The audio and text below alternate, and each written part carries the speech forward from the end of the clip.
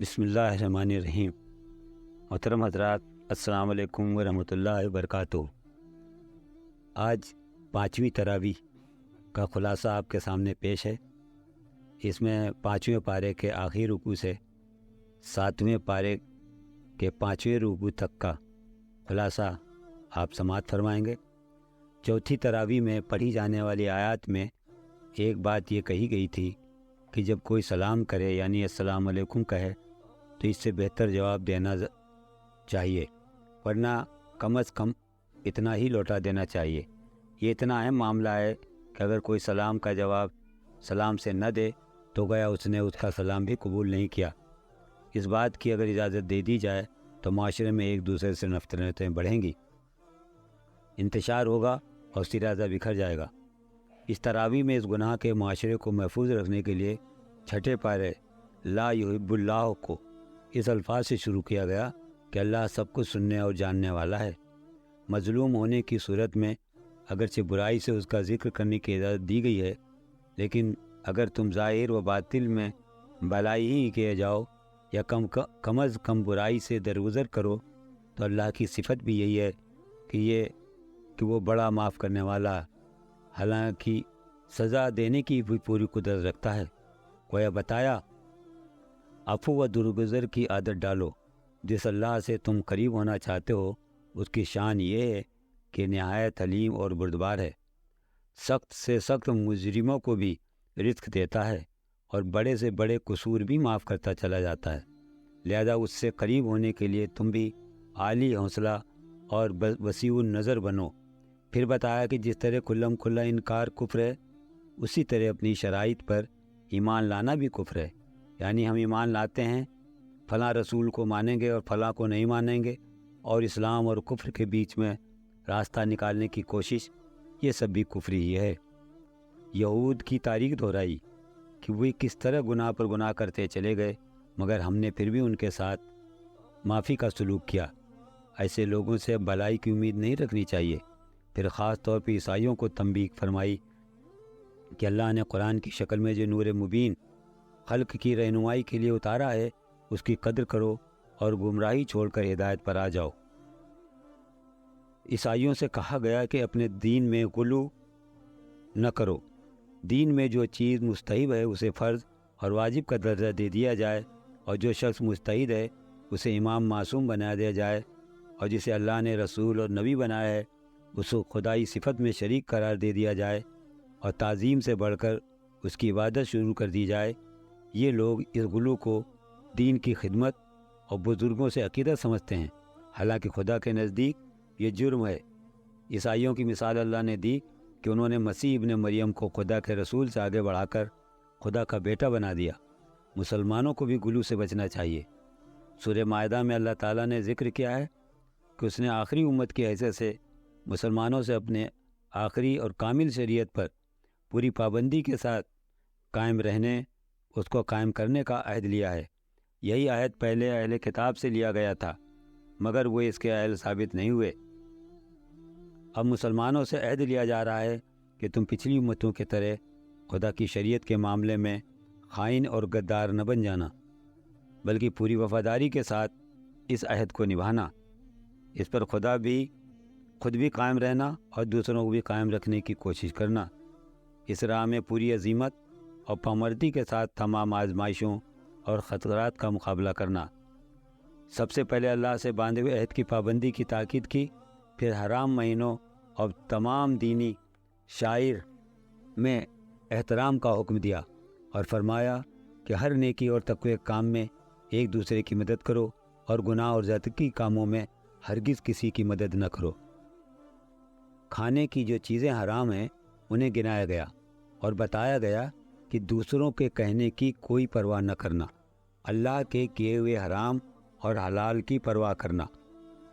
حرام کردہ اشیاء کی تفصیل یہ ہے کہ مردار جانور جو طبعی موت مر جائے، خون جو بہتا ہوا ہو اسے پینا کھانا جائز نہیں۔ نمبر 3، سور کا گوشت بلکہ اس کی ہر چیز حرام ہے۔ نمبر 4، وہ جانور جو خدا کے سوا کسی اور کے نام پر ذبح کیا گیا ہو یا جس کو ذبح کرنے سے پہلے یہ نیت کی گئی ہو کہ وہ فلاں بزرگ یا فلاں دیوی دیوتا کی نظر ہے۔ حقیقت یہ ہے کہ جانور ہو یا غلہ یا کوئی اور کھانے کی چیز، دراصل اس کا مالک صرف اللہ تعالیٰ ہے، اور اللہ ہی نے وہ چیز ہم کو عطا کی ہے۔ لہذا اعتراف نعمت یا صدقہ یا نظر و نیاز کے طور پر اگر کسی کا نام لینا یہ معنی رکھتا ہے کہ ہم خدا کے بجائے یا خدا کے ساتھ اس کی بالا تری بھی تسلیم کر رہے ہیں اور اس کو بھی منعم سمجھتے ہیں۔ نمبر 5، وہ جانور بھی حرام ہے جو مختلف اسباب کی بنا پر مر گیا ہو، جیسے گلا گھونٹ کر یا چوٹ کھا کر یا بلندی سے گر کر یا ٹکر کھا کر مر گیا ہو، یا کسی درندے نے اسے پھاڑا ہو، البتہ جسے ہم نے زندہ پا کر اللہ کے نام پر ذبح کر دیا ہو وہ جانور حلال ہے۔ نمبر 6، وہ جانور بھی حرام ہے جو کسی آستانے پر ذبح کیا گیا ہو۔ اس سے مراد وہ سب مقامات ہیں جن کو غیر اللہ کی نظر و نیاز چڑھانے کے لیے لوگوں نے مخصوص کر رکھا ہو، خواہ وہاں کوئی پتھر یا لکڑی کی مورت ہو یا نہ ہو۔ نمبر 7، پانسوں یا فالگیری کے ذریعے جو تقسیم کر رکھا ہو وہ بھی حرام ہے۔ مشرکانہ فالگیری جس میں کہ دیوی دیوتا سے قسمت کا فیصلہ پوچھا جاتا ہے یا غیب کی خبر دریافت کی جاتی ہے یا باہمی نژاد کا تصفیہ کرایا جاتا ہے، مشرکین مکہ نے اس غرض کے لیے کعبے کے اندر حبل دیوتا کو مخصوص کیا تھا۔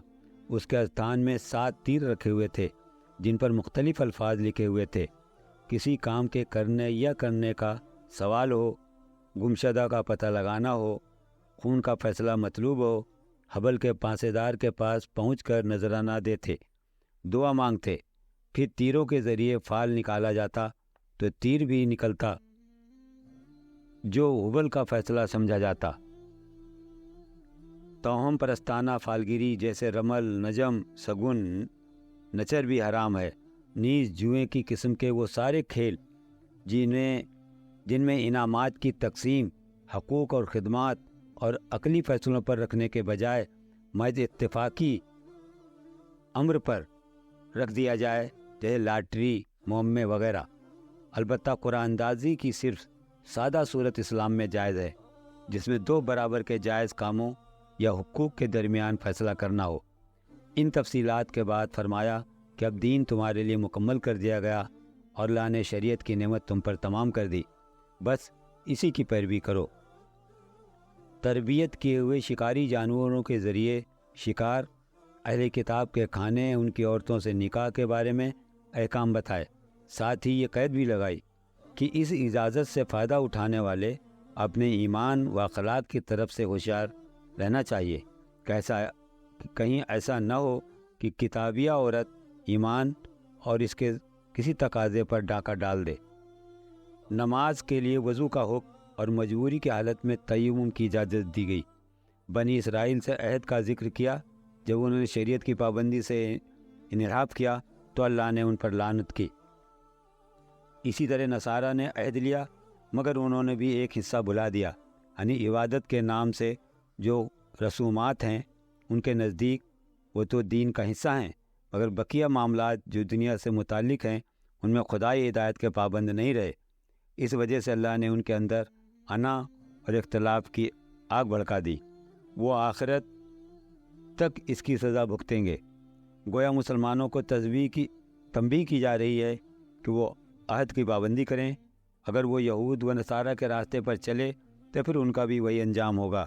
ان آیات کی روشنی میں ہم تاریخ کو دیکھ سکتے ہیں، اپنے زوال کے اسباب کو بھی جان سکتے ہیں اور اسے نکلنے کا راستہ بھی ہم پا سکتے ہیں۔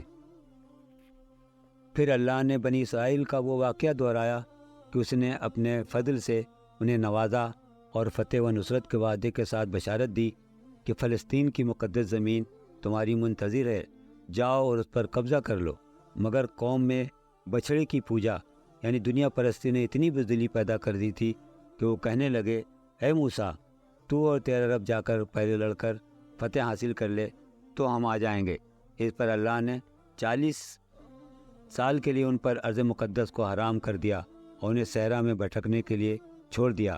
یہاں معلوم ہوا کہ اللہ کے मुक़द्दरात भी कौमों के तर्ज अमल से वाबस्ता हैं। मुसलमानों को ताकीद की कि हुदूद इलाही पर कायम रहें और शरीयत की पाबंदी को अल्लाह के कुर्ब का ज़रिया बनाएं। असल अल्फाज ये हैं, ऐ ईमान लाने वालों, अल्लाह से डरते रहो, उसके कुर्ब का ज़रिया तलाश करो।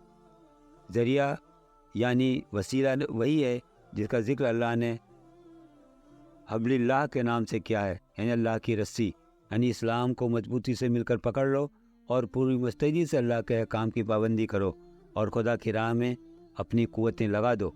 खुदा के अज़ाब से यही चीज़ छुटकारा दिलाने वाली है, इससे सिवाय कोई चीज़ नफ़ा नहीं पहुँचाएगी।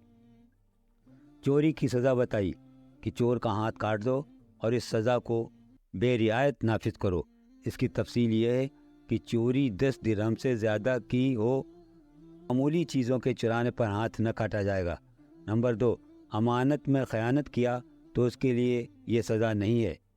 नंबर 3, खाने पीने की चीज़ों की चोरी पर भी नहीं है। परिंदों की चोरी, बैतुलमाल से चोरी, तरकारियाँ फल की चोरी में हाथ न काटा जाएगा। इसका मतलब ये नहीं है कि बिल्कुल सज़ा न दी जाएगी, बल्कि काजी अपनी सवाबदीद के मुताबिक मुजरिम को सज़ा दे सकता है। अलबत्ता जो लोग डाका ज़नी करते हैं, खुल्लम खुल्ला खुदा और रसूल से लड़ते हैं, यानी इस्लामी हुकूमत के साले निज़ाम से जंग करते हैं, उनकी सज़ा यह है कि उन्हें कत्ल कर दिया जाए या सूली दे दी जाए या उनके हाथ पाँव मुखालिफ सिमतों से काट दिए जाएं या ज़िला वतन कर दिए जाएं, या ये रुसवा कुन सज़ा दुनिया में है और आखिरत में उनके लिए उससे भी बड़ी सज़ा। अलबत्ता पकड़े जाने से पहले वो तौबा कर लें तो सज़ा से बच सकते हैं। कसमों को पूरा करने की ताकीद की और किसी जायज़ सबब से कसम तोड़नी पड़ जाए तो उसका कफ़ारा अदा करने का हुक्म दिया कि 10 मिस्कीनों को औसत दर्जे का खाना खिलाओ या उन्हें कपड़े पहनाओ या एक ग़ुलाम आज़ाद करो, वरना 3 दिन के रोज़े रखो। फिर बताया, शराब, जुआ, खुदा के सिवाय किसी चीज़ को इबादत के लिए गढ़ना, ये सब शैतानी काम हैं, ताकि शैतान इन चीज़ों के ज़रिए से मुसलमानों के दरमियान अदावत और बुग़्ज़ डाल दे और तुम्हें खुदा की याद और नमाज से रोक दे। नबी सल्लल्लाहु अलैहि वसल्लम को हिदायत की गई कि आप बिल्कुल निडर होकर अपने अहले किताब से कह दें कि अगर तौरेत, इंजील और इस कुरान को कायम न करो तो फिर अल्लाह के यहाँ तुम्हारी कोई हैसियत नहीं। खुदा से सिर्फ उनको निस्बत हासिल होगी जो ईमान और अमल साले से निस्बत कायम करेंगे। नसारा के कुफ्र को बयान किया कि उन्होंने ईसा की तालीमात के बिल्कुल ख़िलाफ़ हुलूल यानी खुदा के हज़रत ईसा अलैहिस्सलाम, मरियम अलैहिस्सलाम में उतर आने और इसी तरह 3 खुदाओं के अक़ीदे गढ़ लिए। इसके बाद हज़रत ईसा अलैहिस्सलाम और मरियम का असल मर्तबा ज़ाहिर किया। बनी इसराइल पर हज़रत दाऊद अलैहिस्सलाम और ईसा अलैहिस्सलाम की लानत का हवाला दिया और बताया कि कैसे किताब और ईमान के दावेदार हैं कि मुसलमानों के मुकाबले में बुत परस्ती करने वाले मुशरिकीन मक्का को तरजीह देते हैं और उन्हें बेहतर बताते हैं। ये सब इनकी इस्लाम दुश्मनी है। आज पढ़ा जाने वाला आखिरी रुकू इससे आगे के रुकू की तमीद है। इसका मफ़हूम इंशाअल्लाह कल के आज की तरावी का खुलासा ख़त्म हुआ। अल्लाह ताला हम सबको कुरान पढ़ने, उसको समझने, उस पर अमल करने की तौफ़ीक़ अता फ़रमाए। व आख़िर दावाना अनिल हम्दुलिल्लाहि रब्बिल आलमीन।